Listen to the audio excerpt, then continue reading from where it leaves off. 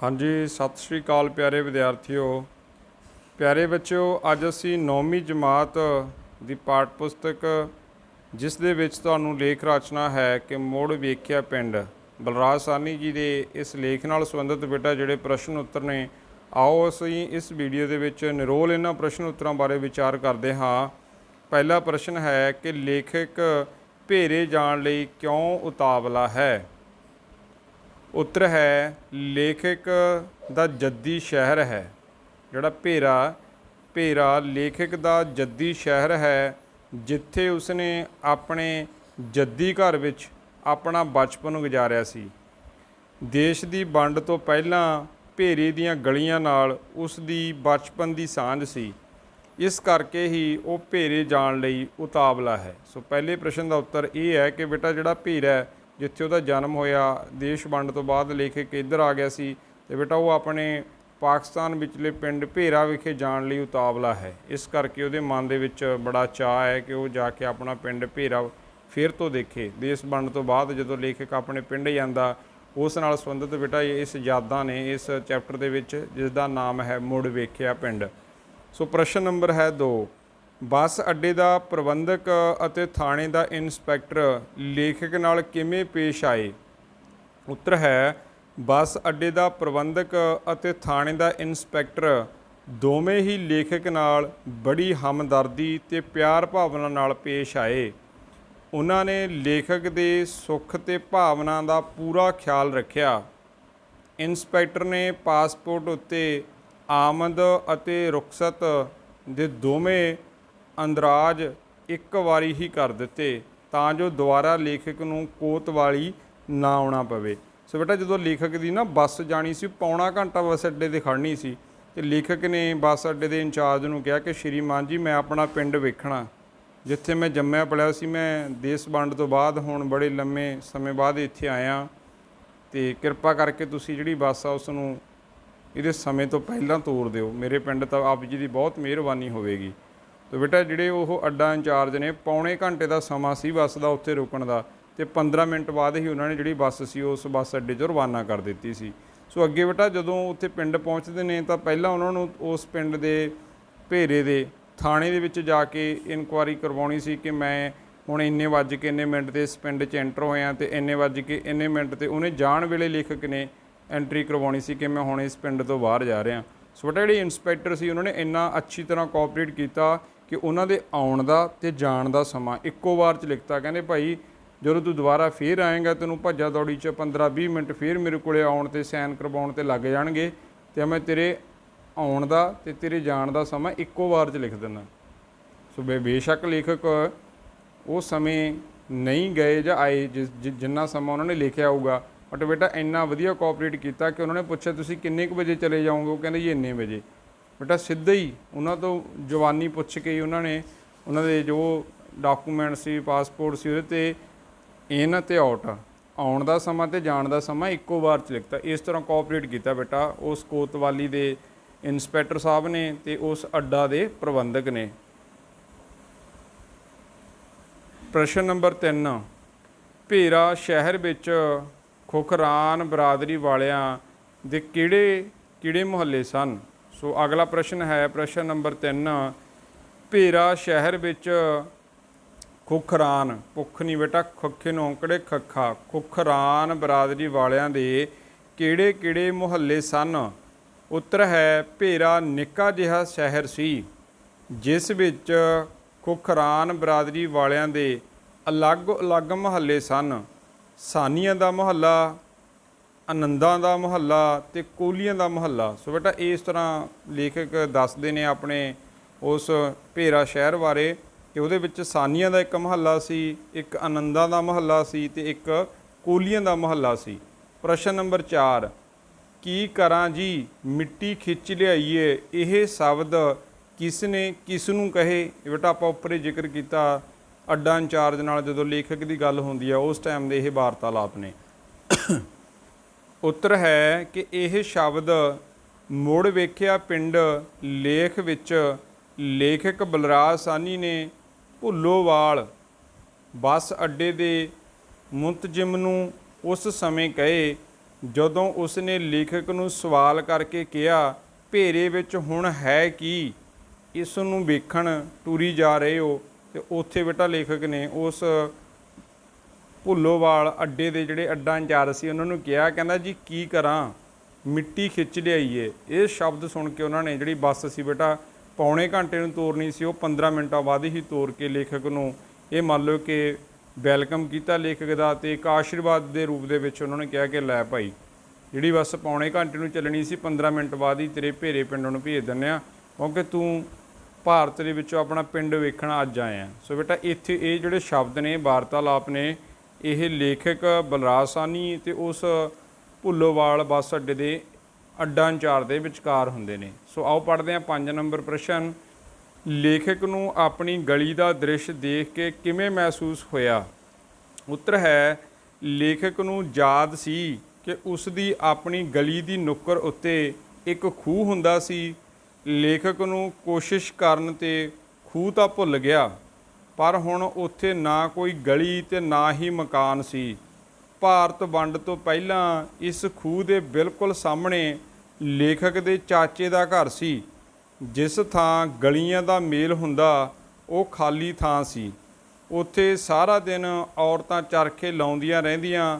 ਲੇਖਕ ਦੇ ਚਾਚੇ ਦੇ ਘਰ ਦਾ ਦਰਵਾਜ਼ਾ ਪੁਰਾਣੀ ਕਿਸਮ ਦਾ ਸੀ, ਜਿਸ ਦੀ ਲੱਕੜੀ ਉੱਪਰ ਬਿਹਤਰੀਨ ਚੋਬਕਾਰੀ ਦਾ ਕੰਮ ਹੋਇਆ ਸੀ। ਸੋ ਬੇਟਾ ਜਦੋਂ ਲੇਖਕ ਆਪਣੇ ਉੱਥੇ ਮੁਹੱਲੇ ਦੇ ਵਿੱਚ ਜਾਂਦਾ, ਉਹ ਵੇਖਦਾ, ਲੇਖਕ ਦੇ ਯਾਦ ਸੀ ਕਿ ਸਾਡੇ ਇਹ ਮੁਹੱਲੇ ਦੀ ਜਿਹੜੀ ਗਲੀ ਸੀ ਇਹਦੀ ਨੁੱਕਰੇ ਇੱਕ ਖੂਹ ਹੁੰਦਾ ਸੀ, ਵੀ ਖੂਹ ਦੇ ਬਿਲਕੁਲ ਸਾਹਮਣੇ ਮੇਰੇ ਚਾਚੇ ਦਾ ਘਰ ਹੁੰਦਾ ਸੀ, ਅਤੇ ਅੱਗੇ ਵੀ ਜਿਹੜੀ ਗਲੀ ਜਾਂਦੀ ਸੀ ਇੱਕ ਖੁੱਲ੍ਹੀ ਥਾਂ ਹੁੰਦੀ ਸੀ, ਜੋ ਉੱਥੇ ਬੈਠ ਕੇ ਜਿਹੜੀਆਂ ਲੜਕੀਆਂ ਜਾਂ ਉਸ ਸਮੇਂ ਦੀਆਂ ਔਰਤਾਂ ਚਰਖੇ ਕੱਤਿਆ ਕਰਦੀਆਂ ਸੀ। ਪਰ ਬੇਟਾ ਜਦੋਂ ਹੁਣ ਲੇਖਕ ਇੰਨੇ ਸਮੇਂ ਬਾਅਦ ਉੱਥੇ ਗਿਆ ਤਾਂ ਲੇਖਕ ਨੂੰ ਨਾ ਤਾਂ ਉਹ ਖੂਹ ਨਜ਼ਰੀ ਪਿਆ, ਨਾ ਉਹ ਗਲੀ ਉਸ ਤਰ੍ਹਾਂ ਦੀ ਮਹਿਸੂਸ ਹੋਈ, ਕਿਉਂਕਿ ਲੋਕਾਂ ਨੇ ਹੁਣ ਬੇਟਾ ਉੱਥੇ ਜਿਹੜੇ ਘਰ ਸੀਗੇ ਨਵੇਂ ਮਕਾਨ ਉਸਾਰ ਲਏ, ਅਤੇ ਕੁਝ ਜਿਹੜੀਆਂ ਪੁਰਾਣੀਆਂ ਇਮਾਰਤਾਂ ਢਹੇ ਹੋਏ ਕਿਲੇ ਦੀ ਤਰ੍ਹਾਂ ਖੰਡਰ ਦੀ ਤਰ੍ਹਾਂ ਪਈਆਂ ਸੀ। ਸੋ ਲੇਖਕ ਉਸ ਸਮੇਂ ਦੇ ਦ੍ਰਿਸ਼ ਨੂੰ ਦੇਖ ਕੇ ਬੜਾ ਭਾਵੁਕ ਹੁੰਦਾ, ਅਤੇ ਲੇਖਕ ਨੂੰ ਬੇਟਾ ਉੱਥੇ ਉਹ ਖੂਹ ਵੀ ਲੱਭ ਜਾਂਦਾ, ਉਹ ਸਥਾਨ ਵੀ ਲੱਭ ਜਾਂਦਾ, ਅਤੇ ਉਹਦੇ ਸਾਹਮਣੇ ਉਹ ਆਪਣੇ ਅੰਦਾਜ਼ਨ ਆਪਣੇ ਚਾਚੇ ਦੇ ਘਰ ਦਾ ਅੰਦਾਜ਼ਾ ਲਾਉਂਦਾ, ਅਤੇ ਉਹਦੇ ਜਿਹੜੇ ਚਾਚਾ ਜੀ ਦਾ ਘਰ ਵੀ ਲੇਖਕ ਉੱਥੇ ਜਾ ਕੇ ਫਿਰ ਲੱਭ ਲੈਂਦਾ। ਸੋ ਇਸ ਤਰ੍ਹਾਂ ਬੇਟਾ ਜਿਹੜੀ ਉਹ ਗਲੀ ਆ ਉਹਦਾ ਦ੍ਰਿਸ਼ ਲੇਖਕ ਦੀ ਅੱਖਾਂ ਸਾਹਮਣੇ ਘੁੰਮਦਾ ਕਿ ਪਹਿਲਾਂ ਇੱਥੇ ਇੱਕ ਖੂਹ ਹੁੰਦਾ ਸੀ, ਫਿਰ ਕਿਵੇਂ 2 ਗਲੀਆਂ ਨਿਕਲਦੀਆਂ ਸੀ, ਕਿਵੇਂ ਇੱਥੇ ਜਿਹੜੀਆਂ ਔਰਤਾਂ ਚਰਖੇ ਕੱਤਿਆ ਕਰਦੀਆਂ ਸੀ। ਸੋ ਬੇਟਾ ਲੇਖਕ ਬਿਲਕੁਲ ਉੱਥੇ ਜਾ ਕੇ ਖੜ੍ਹ ਕੇ ਮਹਿਸੂਸ ਕਰਦਾ ਕਿ ਇਹ ਹੁਣ ਕਿੱਥੇ ਅਲੋਪ ਹੋ ਗਿਆ। ਸੋ ਅੱਗੇ ਹੈਗਾ ਪ੍ਰਸ਼ਨ ਨੰਬਰ 6। ਚੌਧਰੀ ਗੁਲਾਮ ਮੁਹੰਮਦ ਦਾ ਲੇਖਕ ਨਾਲ ਕੀ ਰਿਸ਼ਤਾ ਸੀ?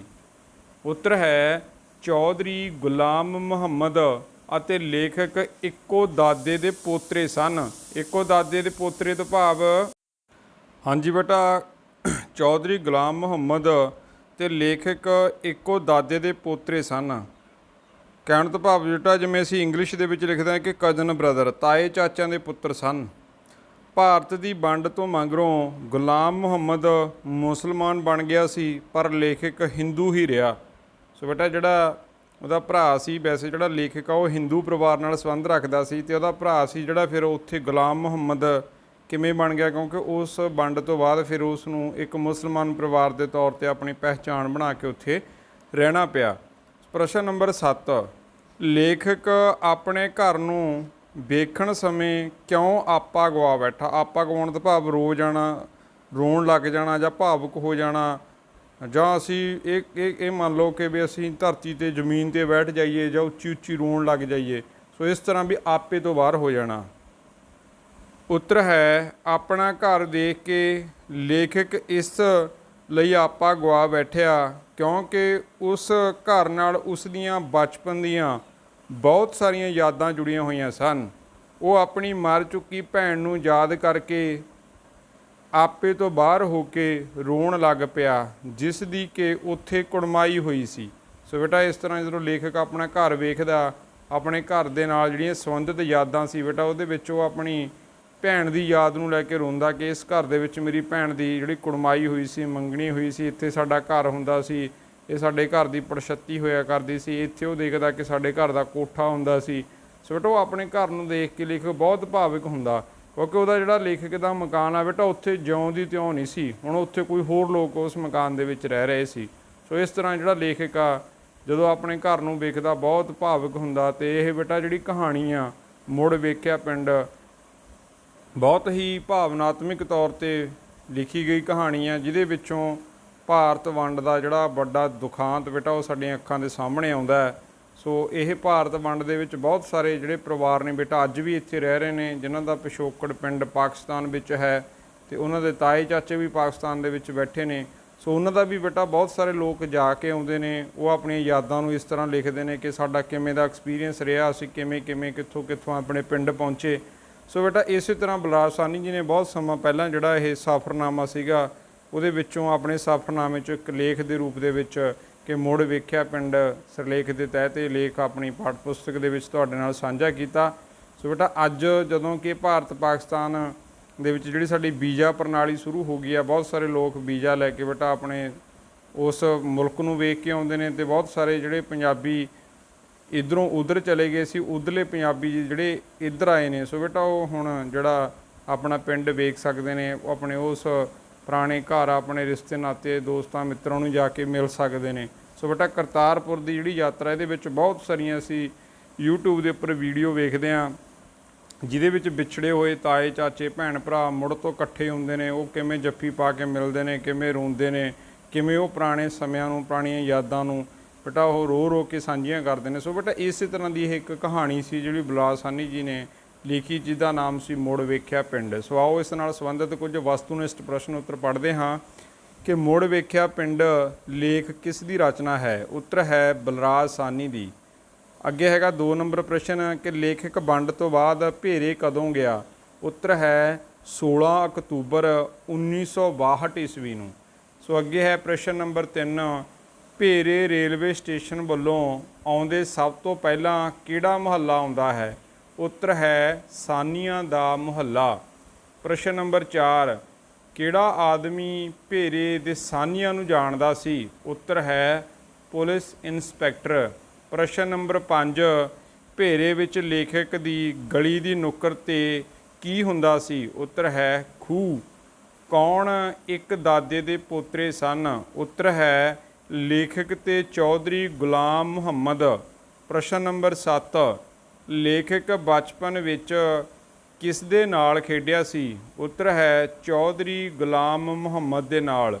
ਪ੍ਰਸ਼ਨ ਨੰਬਰ 8 ਚੌਧਰੀ ਗੁਲਾਮ ਮੁਹੰਮਦ ਦੇ ਪੁੱਤਰ ਦਾ ਨਾਂ ਕੀ ਸੀ। ਉੱਤਰ ਹੈ ਅਨਵਰ।